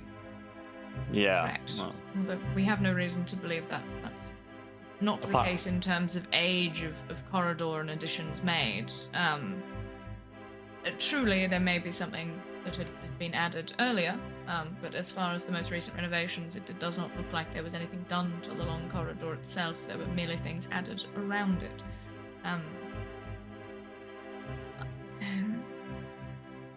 There's no basement, is there?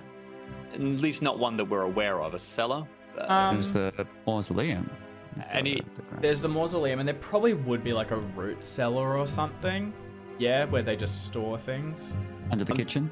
And yeah, there'd be like a cold room under That'd probably be right space under under the kitchen. I would say directly under the kitchen. A similar approach leaps to mind. Something if we could check if it is, instead of going up, if it's gone down, or if it is indeed some kind of continuous work. Perhaps it's more evidence. There's more evidence of that if you look under where the structure might be. If somebody is building this and they have any reason apart from fascination or humor, there has to be a purpose, and there's no purpose to it that we can see above or within the corridor itself. If it's part of a tunnel system or an access system or something like that, it would have to go under, right? I think someone's doing this to try to hide something. Well, I don't. I mean, think we should be casting aspersions on the Northlake family. They are upstanding members of the community. They have done many fine things, and we are in their house as guests. However, I do take your point. If we are to continue to believe that this long corridor is in fact getting longer and nothing else in the house is doing similar, well, to your point, Captain Stone, if someone were to be working on the corridor, it would be visible from somewhere, and if it is not being elongated into the parlor, which I'm not sure we've had a chance to review quite yet, but there were no signs from the outside that any earth had been turned or such things, so I'm not sure. I must say I'm starting to think that perhaps my eyes were just mistaken, and everything is as it should be, for everything outside of the corridor is, well, normal, for want of a better term. But, I don't like it. It puts me at unease. very understandable, my dear Captain. We should check, and perhaps they're being robbed, the Northlakes. So we're helping by making sure. You know, someone could be tunneling in, and anyway, we should. I think the next step is to try and get. Do you read too much? Well, I wish I could read into this more, but I'm not sure what the next step is, unless we try to get access to either below or to a private office, but that might be a little untoward, even if we are doing it for good and helpful reasons. I say, convincing everyone. Miss Georgina. Yes. You seem like someone who has a flair for numerals and the like. You play whist. Oh, so much. She's so good at it. We went upstairs, and the first thing she said was immediately just looked around and said, "Oh, we're right above the corridors from below, but there's only one. It only covers half of it." She just knew that from looking at it. She's so good at numbers. Well, I can try. Do you have a plan?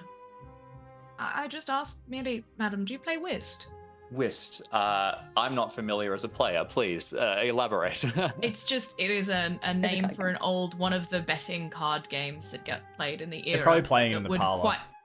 That's Would you care to join me and sit down at one of the tables for a game of whist? Certainly. And we'll sort of as a like aside, more loudly say, "Would you like to join me for a game of whist?" If you play, and then sort of say, "As mentioned, I don't think we've had a look at the parlor yet, and perhaps this is a good opportunity to take a moment to see both the other side of the corridor, and also I know that Ms. Coombs, Lady Coombs, Mrs. Coombs, Mrs. Coombs, Mrs. Coombs, Yeah.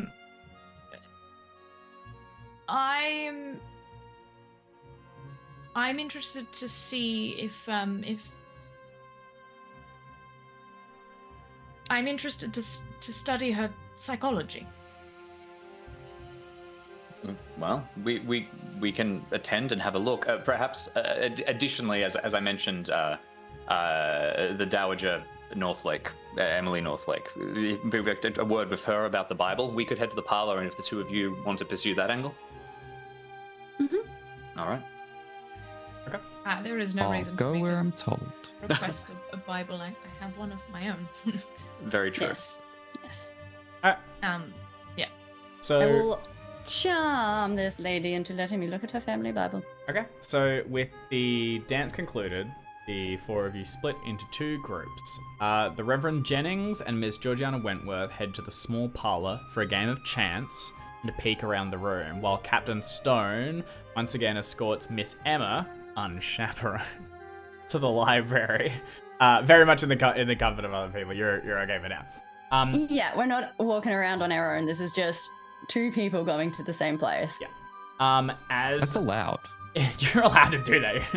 I can do it I'm allowed to do that then. Leave me alone. It would be very, very difficult if you were just not allowed to be two people separately going. Could you Ever? imagine? It'd be like the most chaotic improv game if it was like, okay, you have to move through this house and you were not allowed to go with anyone.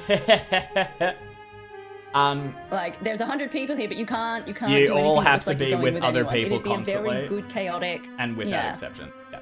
All right, Captain Stone and Miss Emma then, as you head across the hall and into the library, you will spot the Dowager Lady Emma, still seated where the Reverend told you she would be, looking wistfully out the window with a small smile playing across her face. She has her hands crossed over her family Bible as she stares into the distance, kind of being avoided by the others. Not pointedly, but just not engaging them in conversation, vice versa.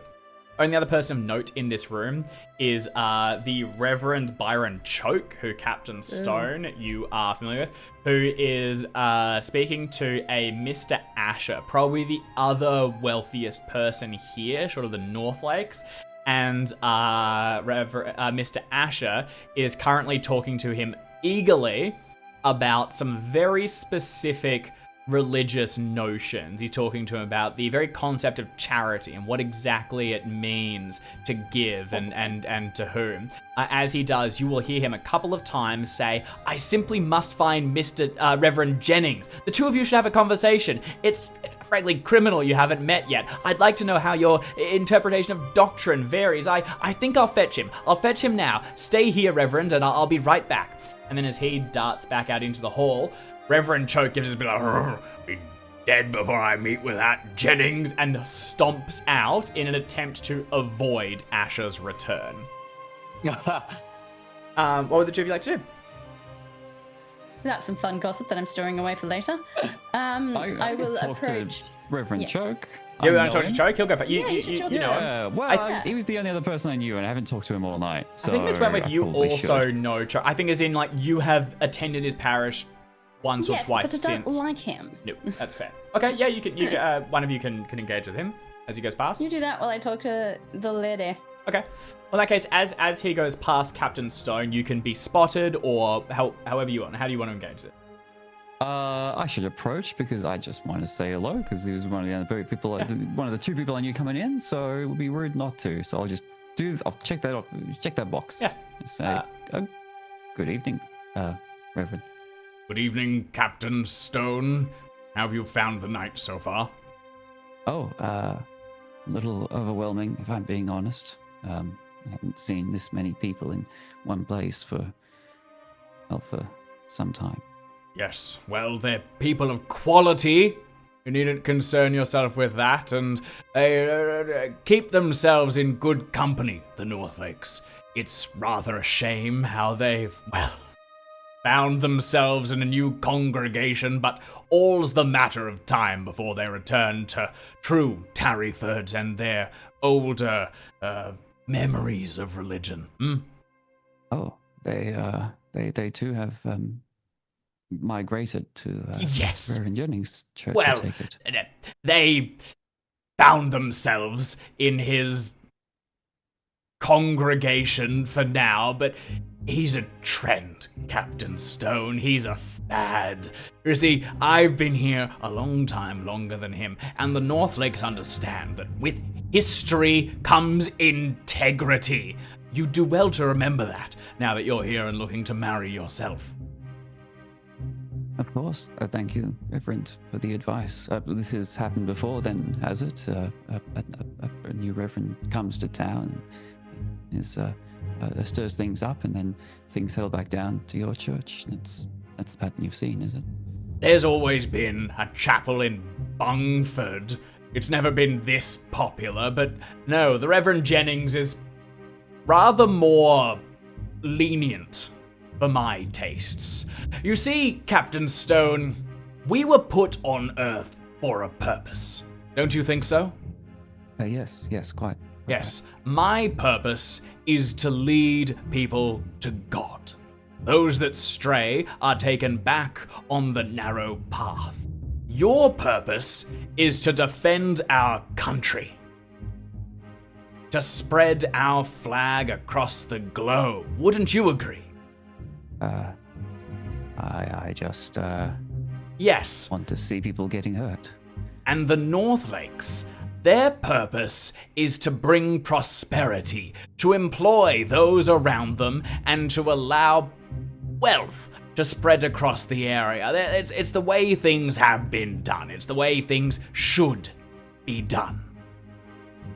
You agree? But, well, yes, I don't see anything objectionable. Do you find that Reverend Jennings disagrees?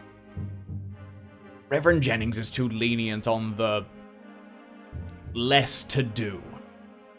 You see, I think perhaps if they spent a little less time praying and a little more time working, things would go a mite smoother. Let's see. Well, in my interaction so far, Reverend Jennings has been a most diligent, most diligent of character. Has been my experience so far. Captain Stone, you're a member of my congregation. Yes. You're one of my flock. Now I'll look out for you. I'll keep an arm around you.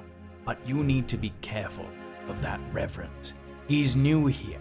He's looking to make moves. He's making friends, but enemies come that way too. No, you'd not do well to associate with the Reverend Jennings. Better to stay in my good books, eh, Captain? Yes, Reverend. Yes. Understood, Reverend. Thank you, Reverend. Yes, I rather think so. Now then, the night is drawing on, and some of us have congregations to lead in the morning, and while others can gallivant around the ballroom till all hours of the morning, I think I'll retire. Perhaps before Mr. Asher returns. Captain Stone, I'll leave the night to you. Good evening, Reverend. Thank you, Reverend. Good evening. And he stomps off through the hall and towards Oh, the he sucks. Guess I've delayed him enough. Yeah. He will make his exit, and we'll cut across to the other conversation happening in this room as Miss Emma. You walk towards the other Lady Emma Dowager, Northlake. She's seated and looking out the window. I'd know her because I used to play here as a child, right? She was Yeah. closer with Georgiana. You were more close with Elizabeth. Georgiana was, as she always has been, more interested in her books and study, so she, Yeah. was a bit more mature, but you were definitely, you're aware of her. She was Elizabeth's grandmother. Yes. Lady Northlake, it has been so long since I've seen you. I just had to come over and say hello.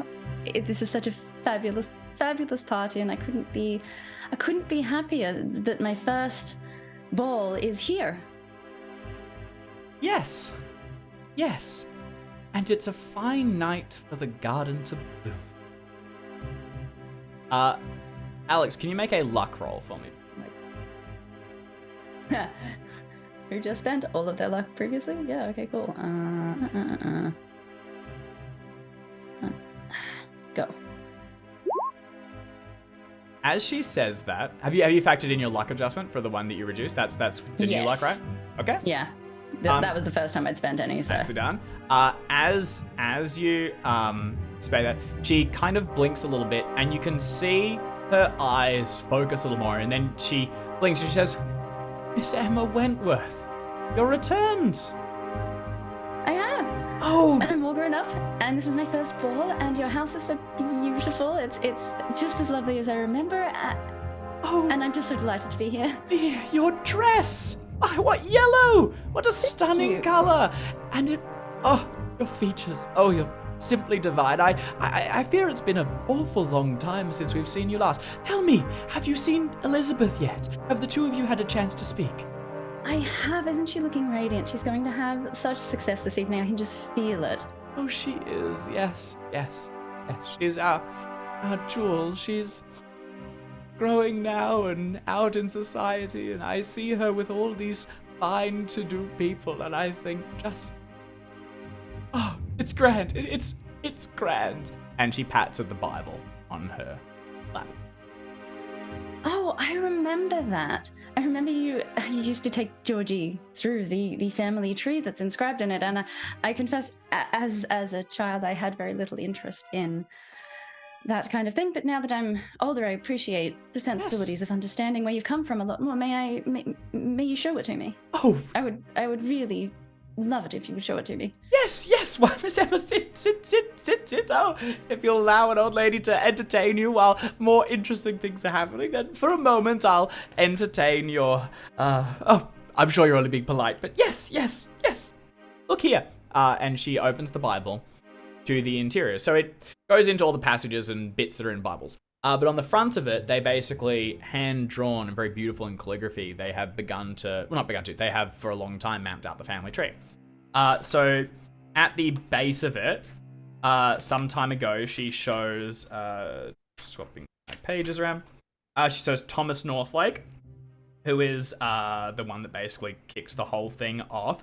And then you can begin to follow this up, throwing the pattern that leads ultimately to James marrying Lydia and across to Elizabeth. This is all shown through Lady Emma's lens, so she talks a little bit about, who's who and gossips some as she begins to point them out. And as you're looking over this, I want you to make an intelligence roll.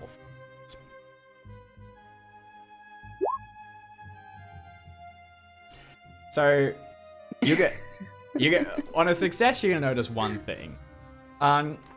There's a number of deaths. I got me an extreme success. You did. You're going to get something else on the extreme. I'm clever. You are. So on the success, you notice, I'll just tell it to you straight, you can do it with you want. Every 100 years, the eldest Northlake dies. Heck yeah. This happened first in 1413, when Jacob Northlake died. Again, in 1513, when Walter Northlake died. Here we go. And again in 1613, when Blanche Northlake died. The last one to happen was in 1713, when William died. Each of these that passed were fairly young. So William was only 6 months old. Blanche was age 6. Walter was age 14, so a little bit older. And I think that's all of them, yeah. So all reasonably young. All the eldest, basically they're one that stood to not necessarily inherit, because Blanche was the eldest but the girl, and they since had a male heir that actually inherited it. But this was the third that got through. On a hard So it's the newest generation's heir.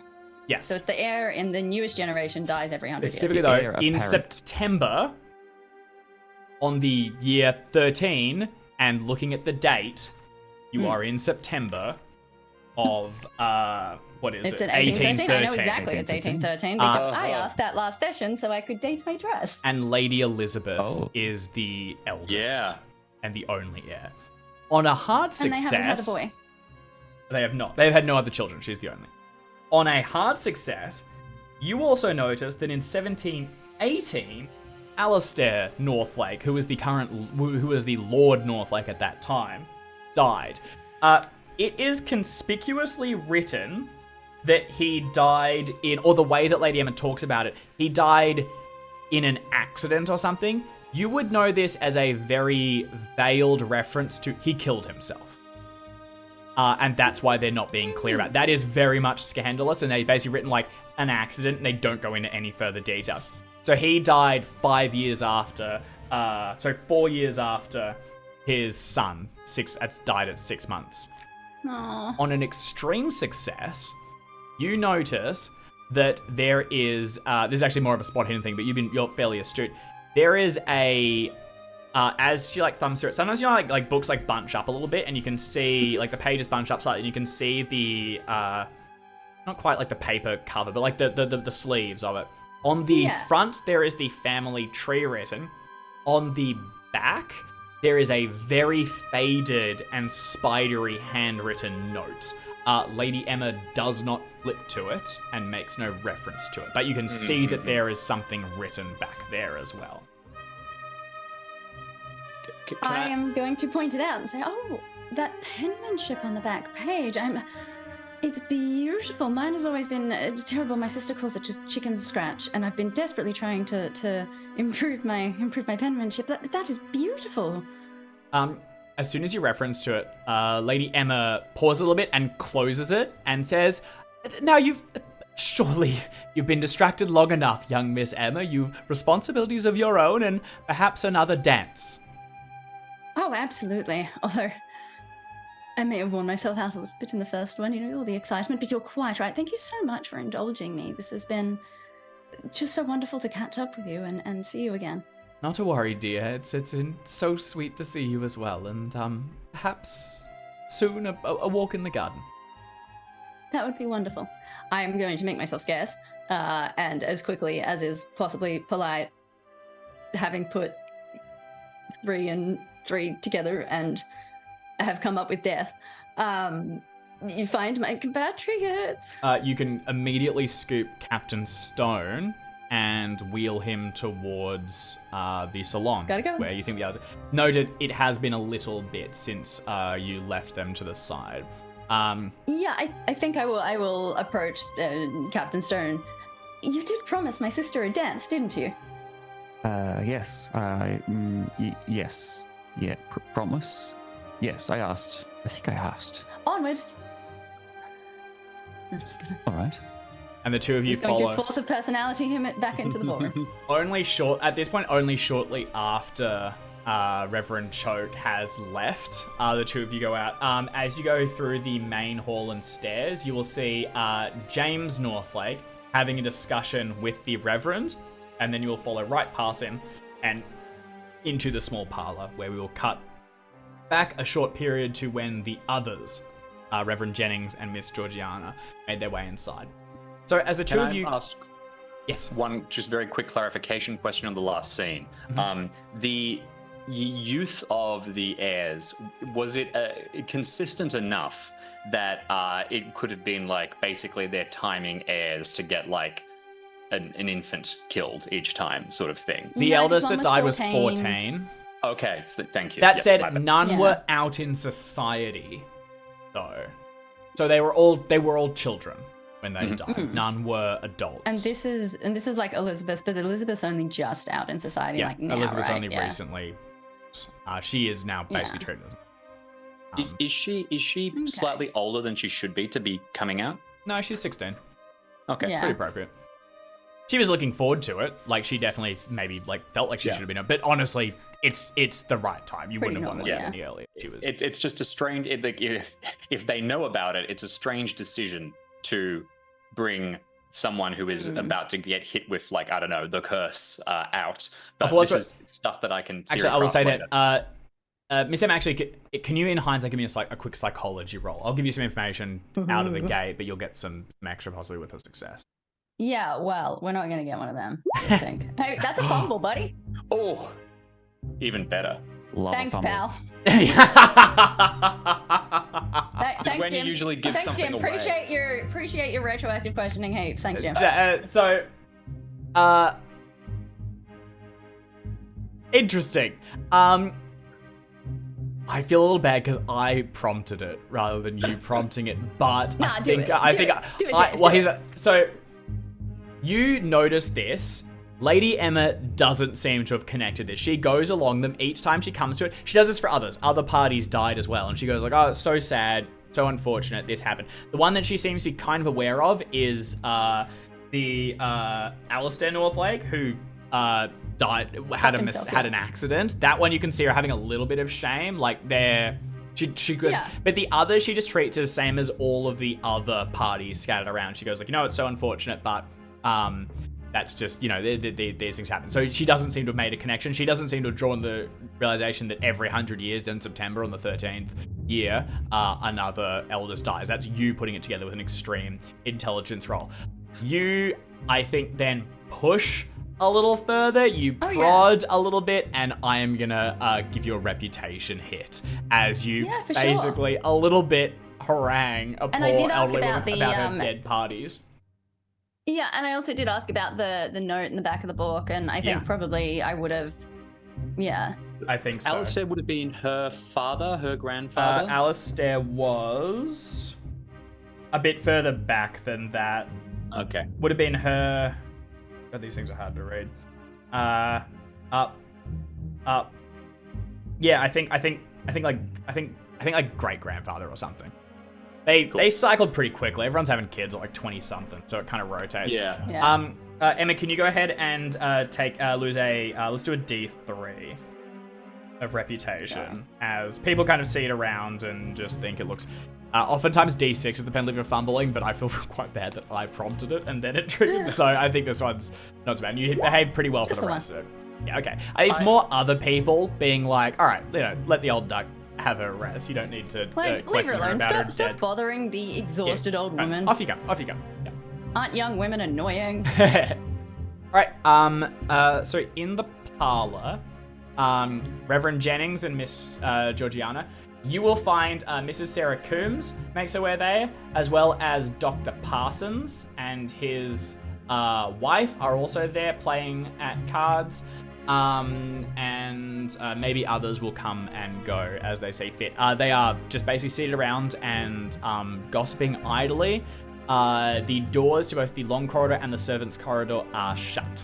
What would the two of you like to do? Do you have a plan about the game? Is this part of a larger ruse, or are we just sitting aside? I quite like games, so. The intention was to see if there was a space available to join the table that they are playing on. So at a appropriate opportunity, if they have a moment, like they end one of their cycles or what have you, and are either looking around for people to join or like there's an appropriate moment to step in. Yep. Then I would like to step in and just essentially continue to be like appropriately sociable and join the game, kind of to just get a vibe of, because I don't think I've interacted with Mr. Havering, Mr. Parsons? The doctor, I believe it was. Yeah. Parsons, yeah. I haven't interacted with Dr. Parsons, so in part getting an introduction via Mrs. Coombs, who I believe I would know. And there's also, again, minor thises and that's around that can possibly make that connection, but we can see if you can do it smoothly. Yep, so that can be done. Apart from that, do you want to just basically be sociable and possibly secure reputation, or do you have a more pressing question? No, I don't think I'm not pressing for anything. It is the Reverend is going to try to do what he does best, which is listen. Okay. And listen to the conversation, and he's going to try and get a bit of a read on Ms. Coombs. I got that last session. I got a bit of a read on her that was like she was quite protective of Elizabeth, and now having that interaction with her and Elizabeth, saying like you need to do the thing. I'm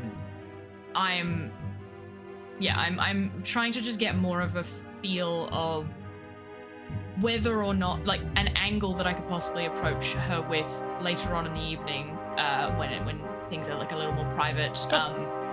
Because Elizabeth is being a blighty young miss, and just having, like, again, the Reverend be like, is there would it be appropriate for me to speak with her and remind her of her duties in, like, the eyes of the god and that kind of thing? So 100%. Just working with what I've got to get a little bit more information. So yeah, listen and psychology are kind of like listen for the gossip, psychology for Miss Coombs, and just because you seeded it, does Asher enter at any point and start asking about things? Almost certainly will. Miss Georgiana, is there anything you want to be angling for here? I think I am generally schmoozing. If very happy to make just sort of a general psychology roll to get a gauge of anything active in the room. But yeah, The other thing I will say standing is by. perfectly. The other thing I will say is you are close to the long corridor. You could go and double check You could go and see if your mark has changed. If you want to double check on your bed. Let's do that. I'll do a quick double check, then Okay. pop back.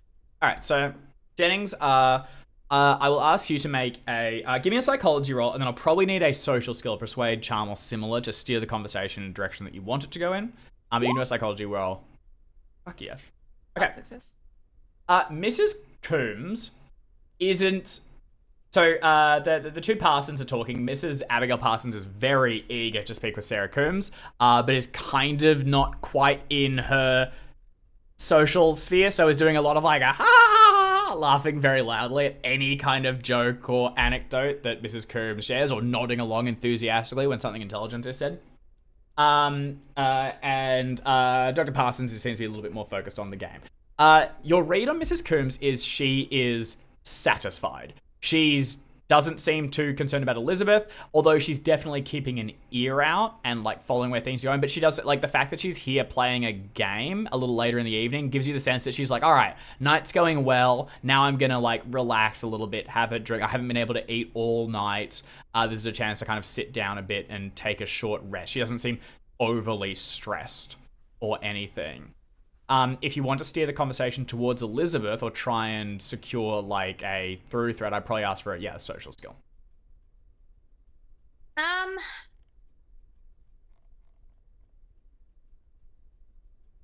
Yeah, I might try. What social do I have? I've got persuade. Yep, that'd work. Alternatively, I can try circuitous, like talk about religion and like hint towards Elizabeth as like as a way of. The religion's But I'm kind happy to of just do the persuade. foundation for it. I think it's the social skills actually, maneuvering yourself through this Okay. circumstance. Yeah, I'll try persuade. perfect. Okay. I am not going to try. It is. Yeah, I'm not going to try and push this. This is very much just like if I can get the conversation going in that direction, fantastic. But if I've gotten mostly what I desired, which was an understanding of whether Miss Coombs was still concerned and whether I could use that as an angle, and it doesn't look like I can. She's definitely chill. she loves Elizabeth immensely. You got that read earlier, and she's quite excited about it. Bringing it up, you just get like as you're talking about it, or like around the table just playing cards. As you're also again kind of not quite on her level a bit, so you're just like kind of keeping the conversation. You try and steer it a little bit, and all you'll get is Dr. Parsons giving a bit of a yes. Well, it's rather easier to play and focus when there aren't children racing back and forth. And Mrs. Coombs just like nods and goes, yes. Well, all return to the dancing now. And tries to shut that out. Also because you were one of the ones seeing kind of right, you'll probably get like a slight side eye, but it's not a knock. It's just that's not what she wants to talk about at the moment. She wants to relax a little. Yeah, I think that the attempt to bring the conversation to Elizabeth was much more like starting off with Elizabeth like is looking quite well tonight, and it is her first like party and all that, all of the kind of pleasantries. And if that's all I'm able to get across, that 100%. That's fine. Yeah, that is definitely the bulk of it. I will also, I suppose, be to some extent like if I know Miss Wentworth is planning on like checking some things, keeping the conversation going so that it draws some attention, like so that people aren't going, what is she up to, kind of thing. Yeah. Okay, yeah, perfect. Yep. So you can be running interference a little bit as Georgiana slides through and into the long corridor, which again you are allowed to go into because that's what leads through to the garden. But yeah, you kind of keep the focus on you. I'll cut across now to Georgiana, who, as you slide through and close the door behind you, find a chill has begun to settle along the corridor. It's lengthened, or at least that's what it feels like as soon as you're inside. That illusion, like while you were away, you'd kind of begun to convince yourself already that maybe it wasn't, maybe you just mismeasured it. How can that be possible? But as soon as you're inside here, you go, no, this is this is significantly too long for this space. It kind of stretches out before you until at the far northern side, you can make the doorway that leads out to the garden, and it is ajar. It looks like it's been pushed open, except as far as you're aware, you definitely closed the door when you all exited and came back in through the hall. Maybe someone else has gone through here, but it would be particularly rude for them to just leave it ajar, and surely one of the staff would have then secured it. As you begin to pace your way towards it, that's sort of like the perception of it shrinking away a little bit as you slowly get closer, and then you arrive in the center of the room. You can also feel a chill beginning to settle sort of deeper inside your bones, and you find yourself at about the point where you made the chalk mark behind one of the paintings. At this point, I'm going to ask you to make a luck roll. For sure. Yeah, I was going to say horror movie vibes. I absolutely do the classic slow walk along towards the open door, all out. Here's the luck roll. That is a fumble, a perfect 100. Oh, boy. We've had 2 of those now. You turn and, completely isolated, reach your hands across and take that large painting, pull it up and seat it down in front of you. And as you look at where the chalk mark was, at first you can't find it. It was only a small dash that you'd made, and thinking, you go, oh, it must have, it's further along, but it was right in the center of the portrait. And then you realize there's a smear of faint white chalk all along the thing, as if the part where it had been marked has extended and stretched along the wall a good several feet wider. Can you make a spot hidden roll for me, please? I will make a spot hidden roll immediately. This is from fumbling the luck. Okay. Moving us along, you sort of trace your hands along it, and you can see that this is significantly extended. The chalk line is significantly extended. There is the whole thing is definitely longer, and when you smear it, it does like smudge and stuff. You don't notice anything particular about the area though. And go ahead. I think I'll have to. I'll intend to go back, but I didn't mean to interrupt. Please continue. Finish what you were saying. In that case, the last thing that happens as you turn to go back, all 4 of you from your different points inside the house will hear a scream coming from the eastern wing, roundabouts where the hall or the library are, and heads begin to turn as someone lets out a blood-curdling. This will find Reverend Jennings seated in the small parlor with some of the others swinging his head around. Captain Stone and Miss Emma Wentworth only just leaving the library, traipsing the hall and entering the main hall where they see Reverend Choke and Lord Northlake talking, and Georgiana swinging around, her dress flying out behind her as she stares up into the distance and feels the cold chill beginning to fill her from this strange extended room. And that's where we're going to park the session. Art. Hell yeah. Nice. Just, not that any one of us would have noticed this, but I would like to know for my own reasons. The Dowager said that the garden was in bloom. Mm-hmm. That's true? That was weird. Come summer, it would be. It's definitely got a lot of greenery, but it's not in bloom. No, she was definitely thinking of a different time. That's we wouldn't know that as characters, but I desperately wanted to know that in was that a weird thing to say? It was weird. Yeah, okay. For sure. It was a weird old lady thing to say.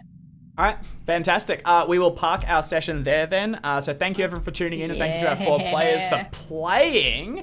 Thank you so much, all. Terrific. And remember, Graveyards of Arkham will be on the YouTube channel soon. We will also have the next episode debuting here on our Twitch channel, and we'll be back next week for the 3rd session of The Long Corridor. I'm going to add an O to the... I'm not going to do it, but I should add an O to the title every episode, so it's The Long Corridor. The Long Corridor. The Long Corridor. I would love you to do that. Fantastic. All right, we'll see you all there, Yeah, and the more yeah, sessions it takes, the worse that's the gonna get. longer it Yeah. gets. Just clipping off the edge. All We're right, we'll see you punishing soon. ourselves and punishing you along with us. Fantastic. Bye. Bye.